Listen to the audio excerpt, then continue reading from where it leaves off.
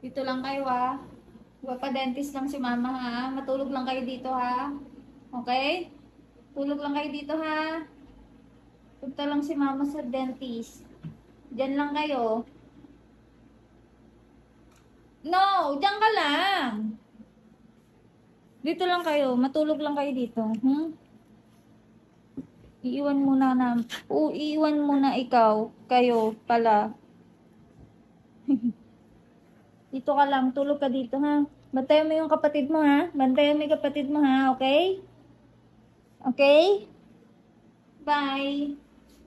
Diyan ka lang. Shh! Diara! No, no, no, no. Dito, dito. Akit. Akit, akit. Shh! Shh! Diara! Sit. Behave ah. Ikaw din ah. Behave ah. Shh! Behave. Diyan lang kayo.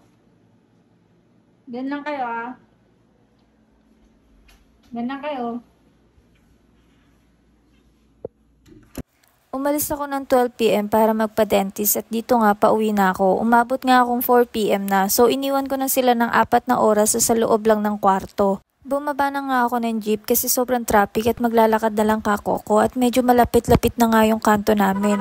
Ang init. Hello kuya.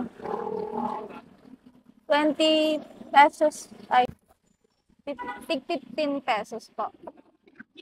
Fishball and kikiam. Tapos 20 pesos na pugo. So nadaanan ko nga tong fishbowlan at syempre kahit anong pigil ko umihinto talaga ako para bumili. Tinake out ko na nga lang at iniisip ko kasi sila Shiloh at hindi ko sila nakikita. At syempre habang naglalakad wala naman tao, naglaro muna ako ng ganda-gandahan. O diba Pak, ganda ng lola mo. Sabi mama mo. Okay bye. First time ko nga sila iwan sa kwarto nang ganun katagal nakabukas lang yung aircon sa kanila para naman makatulog sila na mahimbing at para di nila namalayan na umalis ako ng bahay. Ito yung tanawin habang naglalakad ako. Ito yung daan namin araw-araw. Ang daming halaman ng kapitbahay namin. Minsan nga naisipan kong putulan kaso may CCTV. Charot, eto na nga pauwi na ako. At kung maglakad nga ang lola nyo, kala mo Disney princess. Samantalang pag uwi ng bahay, nangangatulong lang naman sa anak niyang 4 ang paa. Nagdadahan-dahan nga ako magbukas ng gate kasi rinig nila yan sa kwarto at baka yung mga bulating kikinsot nila sa utak mag-activate at sa loob pa lang ng kwarto mga magwala na.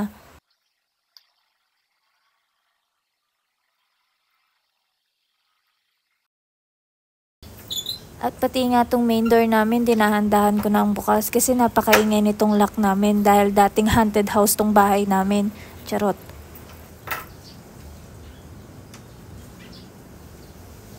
Boom!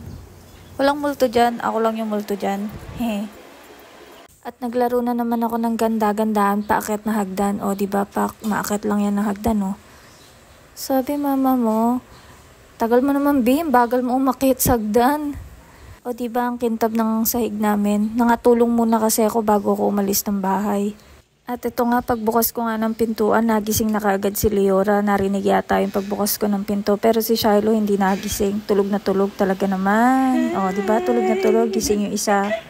Sabi ko kay Shiloh, siya yung magbantay kay Leora. Mukhang si Leora yung nagbantay kay Shiloh habang siya tulog na tulog. Aray ko! Aray ko! Tulog lang ba kayo dito? Ha? Natulog lang kayo?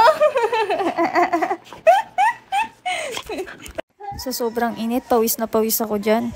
Grabe, parang naligo na ng pawis. Tumatagaktak yung pawis ko. How are you? Aray! Aray! Aray ko! Ang sakit! Sa sobrang excited nga ni Leora, tinamaan niya na yung labi ko. Ang sakit na! Hello! Ang init sa labas. Anong ginawa niyo dito? Natulog lang kayo, ha? Natulog lang?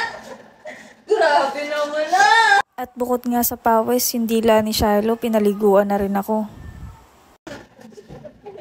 Grabe ka naman makadila. Hello! At si Leora hindi nga magpapaawat. Sobrang silosa nga ni Leora. Kapag nilalambing ko si Shiloh, talagang lalapit siya at mambubugbog.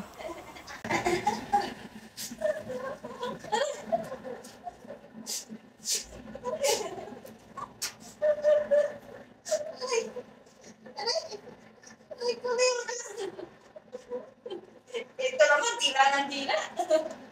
Hello.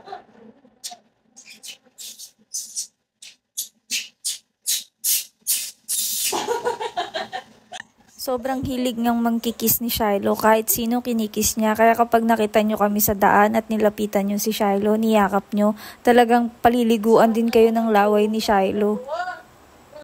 Iniwan kayo ng ilang oras si Mama? Tulog lang kayo? Napaka-ihi sa baba?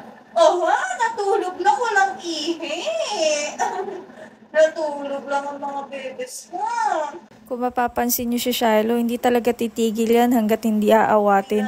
Talagang didilaan kanya ng didilaan. Ang sakit oh. Ito naman. Oh, oh. Sige lang muna daw tayo ni Leona.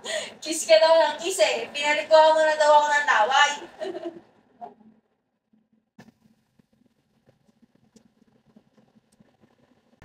Sakit ah. Sarap ng tulog ng bebe ko ah. Ang sarap ng tulog ah.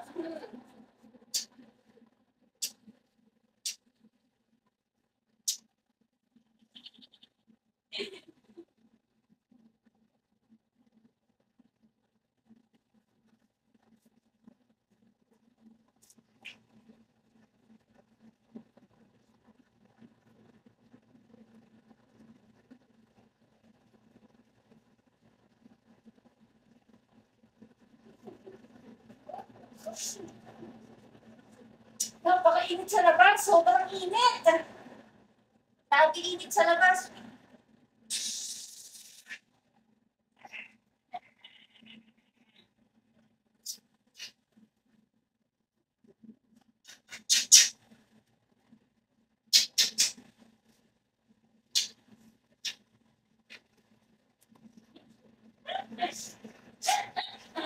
Sobrang sarap sa feeling na kapag alam mong may naghihintay sa'yo kahit wala kang uwi, excited na excited pa din sila. Bye! Thank you for watching. Mwah!